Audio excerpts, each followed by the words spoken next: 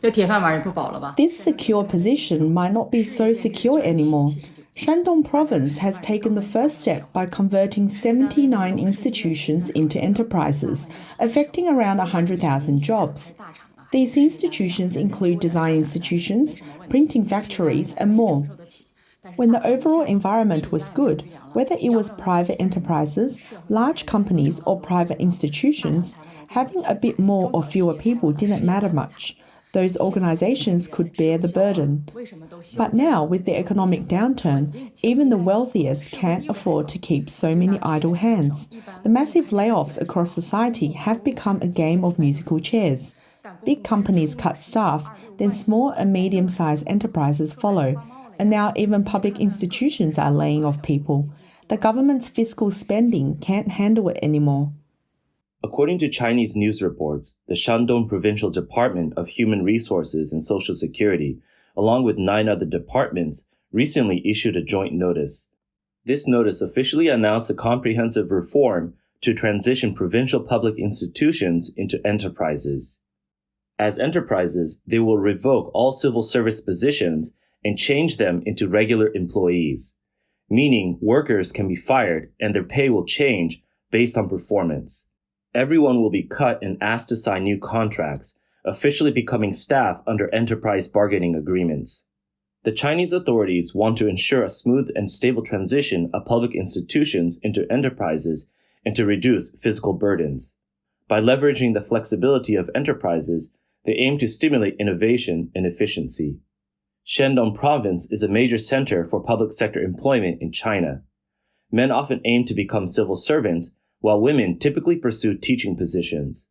University graduates fiercely compete for these roles, as getting a public sector job is seen as a stable job with guaranteed income, no matter how the economy is doing. These jobs also come with good benefits and high social status. In China, most enterprises adhere to the 996 work schedule, which means to work from 9 a.m. to 9 p.m. for 6 days a week, while public institutions strictly follow a 5-day work week with 8-hour workdays. It's often joked that employees in public institutions officially work 8 hours a day, but actually work for 2 hours and chat for 6. Sitting in an office with air conditioning in the summer and heating in the winter, sheltered from the wind and rain, they pass the day with a newspaper and a cup of tea. There's no pressure to meet business targets, no worries about missing a paycheck, and no fear of losing their jobs. During the holidays, they take home large bags of supplies and receive a variety of subsidies. However, good times don't last forever. When the economy is thriving, public sector positions expand. When the economy falters, these positions become harder to sustain. Data show that there are approximately 7 million civil servants within the Chinese Communist Party system, 13 million people in quasi-public service roles, 31 million public institution employees, and about 40 million temporary contract workers, totaling over 90 million public sector employees. From the Social Security and Housing Fund data of various provinces in China, it can be seen that on average, one public sector worker is supported by 16 citizens. As the broader economic environment worsens and the real estate market collapses, local governments, which once depended on land sales for revenue, have suddenly lost their main income source. At the same time, they are facing more factory closures, rising unemployment, fewer taxpayers, and shrinking Social Security contributions. With public revenue sharply declining, the large public sector workforce has become a significant fiscal burden. According to data released by China's Ministry of Finance in May, the country's fiscal revenue for the first 4 months of 2024 decreased by 2.7% year-on-year, while the fiscal expenditures increased by 3.5%.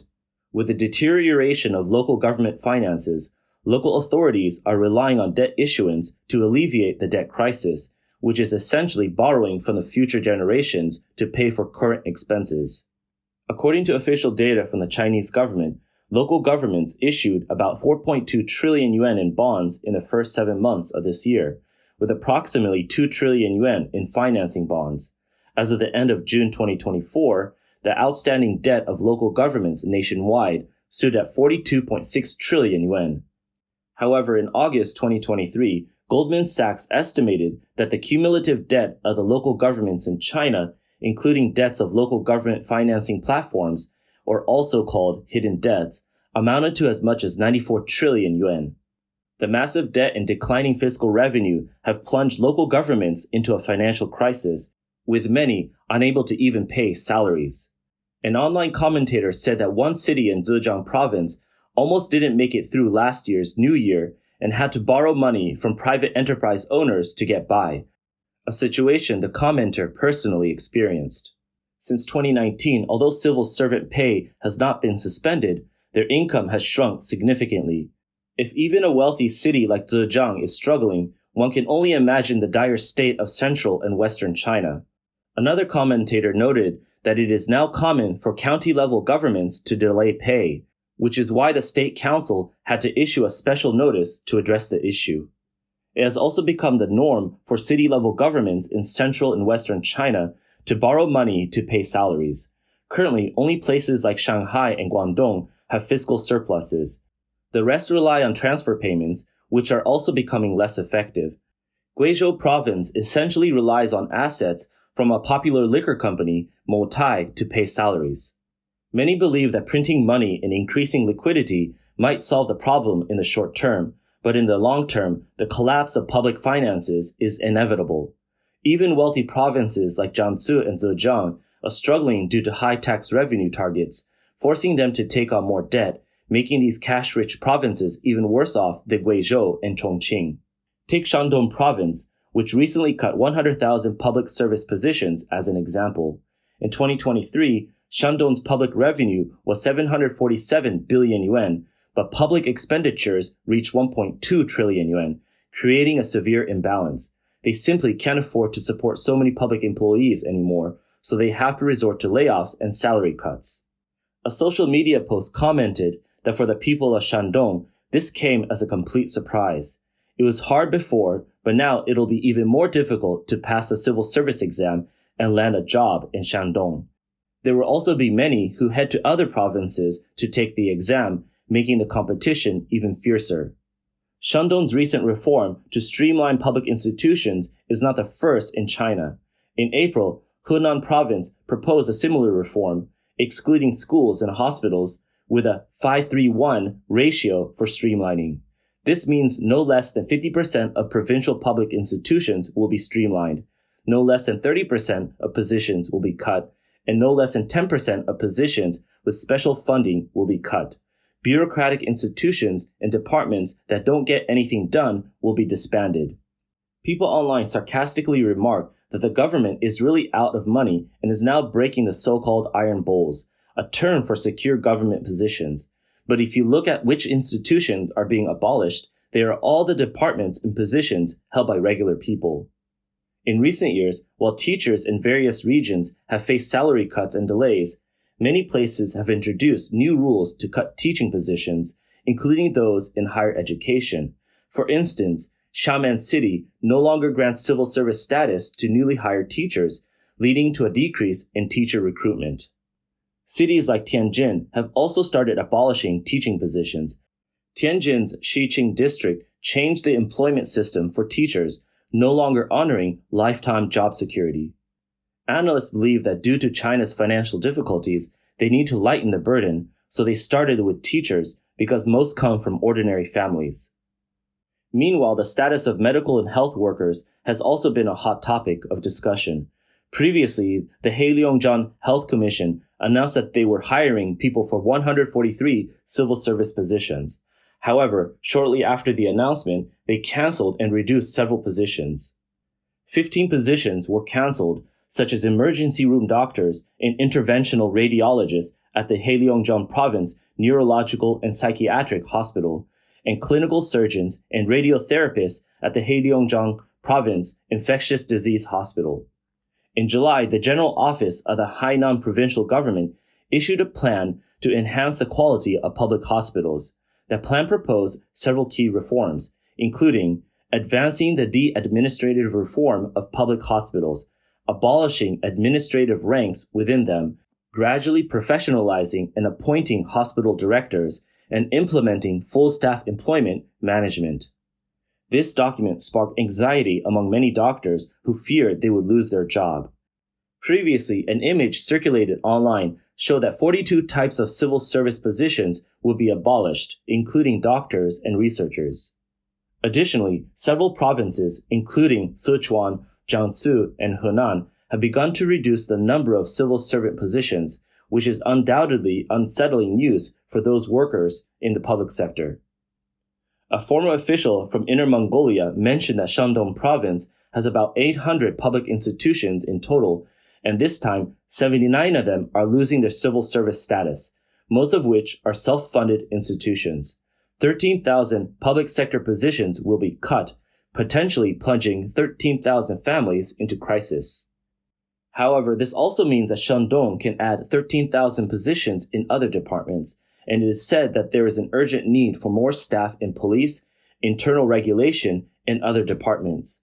This trend is also evident from the surge in police school administration in recent years, even surpassing the popularity of Project 211 and 985 universities, which refer to groups of elite universities that are recognized for their high academic standards and receive special funding from the government. Are the parents crazy or are the children stupid? A score of 623 to get into the Beijing Police College?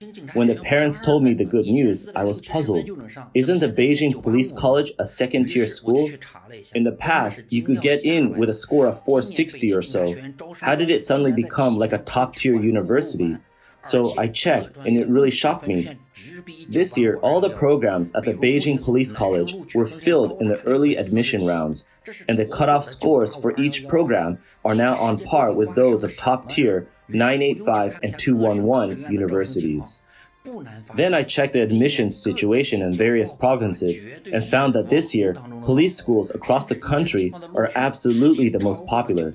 Some even have cutoff scores higher than top-tier 985 universities. How does that saying go? The ultimate goal is landing a government job.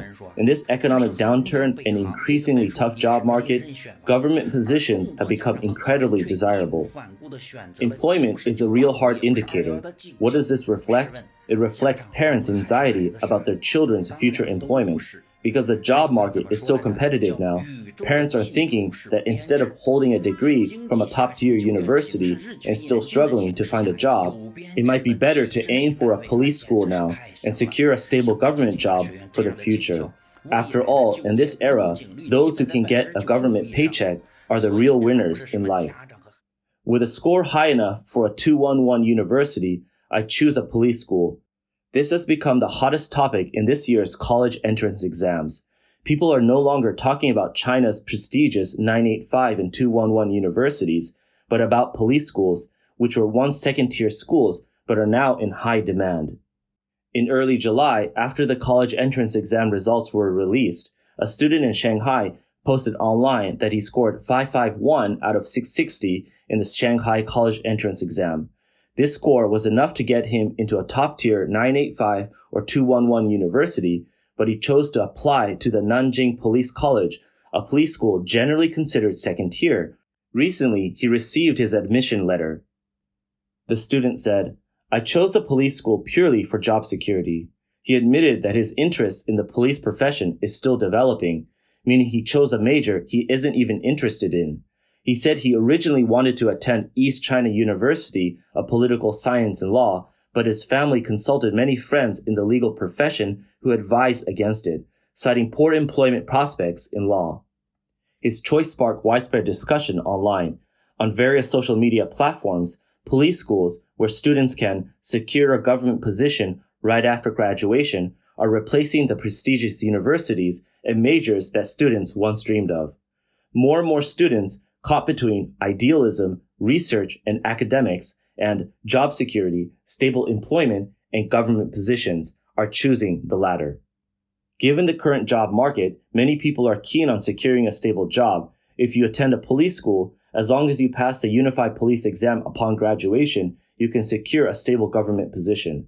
This is a sentiment shared by students and parents who are opting for police schools over prestigious universities. According to online data, 54,000 students registered for the 2024 Shanghai College entrance exam, with nearly 5,000 applying for police schools, accounting for about 10%. At the same time, as more students flock to police schools, their admission scores and ranking positions continue to rise. There is even an online joke circulating that Jiangsu Police Academy has become the third 985 university in Jiangsu after Nanjing University and Southeast University. In response to the phenomenon of top students flocking to police academies, some social media users have asked, "Is it worth it?" Parents are responding, "Worth it or not, stability is what matters now. This is way better than delivering food after graduation, right?" In today's China, the era when knowledge could change your destiny is long gone. As one food delivery rider put it, "Nowadays, it's so hard to make money, and academic degrees don't seem to matter much. There are many university graduates who can't find jobs. I study logistics at Tianjin University. A lot of people have degrees, but honestly, I feel like degrees don't matter that much anymore." It is reported that 84 million people in China are delivering food, with 30% of them holding bachelor's degrees. Among them are 70,000 with doctoral and master's degrees, including graduates from China's top universities like Tsinghua, Peking University, and Zhejiang University. Some even studied abroad or were former executives at major companies, but unable to find work, and they've ultimately turned to food delivery to make a living. Just how difficult is it to find a job now? Peking University, one of China's most prestigious institutions, also sees its students struggling to find employment. Recently, it's been really difficult to find a job. Many of my classmates are looking for jobs, but they can't find anything. Really, they can't find anything. Even graduates from Peking University are facing unemployment right after graduation. A few years ago, companies like MiHoYo came looking for us, and we turned them all down. But now we send our resumes to them, and they don't want us at all. Even though I haven't applied myself, I feel like if I did, it would probably be the same. So I really want to tell the underclassmen in university, make sure you work on improving your hard skills. Looking back at my time in university, we were all caught up in useless stuff, and now we have no real skills. Honestly, I know my own abilities very well. Even if a company hired us, we wouldn't be able to create much value for them. When the economy is stable, it doesn't matter if you have a reputation, a title, or some awards and certificates. But now, in this poor economic environment, those empty accolades mean nothing. So if you're a STEM student, you absolutely must start building up your skill set now. Learn some real hard skills. In tough economic times, Peking University students have come to realize that after 4 years at China's top university, all they've learned is how to chase fame and fortune and not much else. If even Peking University students can't find jobs, what about the 11.8 million fresh graduates entering the job market this summer? Let's hear what a female college student from Wuhan has to say. I graduated in mid-June this year, found a job in e-commerce at the end of June, started working for a week, and was let go in early July. Since then, I've been looking for a job, but now it's August and I still haven't found anything. When I was first laid off, I was still pretty confident because I studied design in undergrad and I thought I could teach art classes or something. So I sent out my resume to every art class in my home, but the summer classes said they don't need anyone. Then I kept sending out my resume, and I even talked to some HR people on the boss hiring platform in advance, and they said they were okay with hiring fresh graduates without experience. In July, despite the hot weather, I went to an interview in Wuhan, but when I got there, they said, "Sorry, we don't want anyone without experience." I went out for interviews every day. I tried over 30 times, but no one wanted me. Then I started messaging and calling a few classmates I'm close to. Some of them found jobs, but most of them haven't yet. And those who have found jobs are in really tough positions, like only getting 3 days off a month or earning just 2,800 yuan. One of my friends tried a job for 3 days, found it too exhausting, and quit. And they didn't even pay him for those 3 days. So the fact that we can't find jobs isn't our fault, and it's not because we're not good enough, it's just that the economic environment is really bad. And in Wuhan, there are so many university graduates, one crop after another, and you can never run out. So now I've decided to stop looking for a job for a while, get myself stable, and then slowly start searching again. Facing such a severe job market, people are becoming increasingly anxious, desperately trying to grab hold of any opportunity. But have the parents and students rushing to police academies consider that if the secure jobs of teachers, doctors, and civil servants are being eliminated, can the secure job of a policeman still be guaranteed? The Chinese Communist Party may need more police officers to maintain stability, but what price must be paid to secure this position?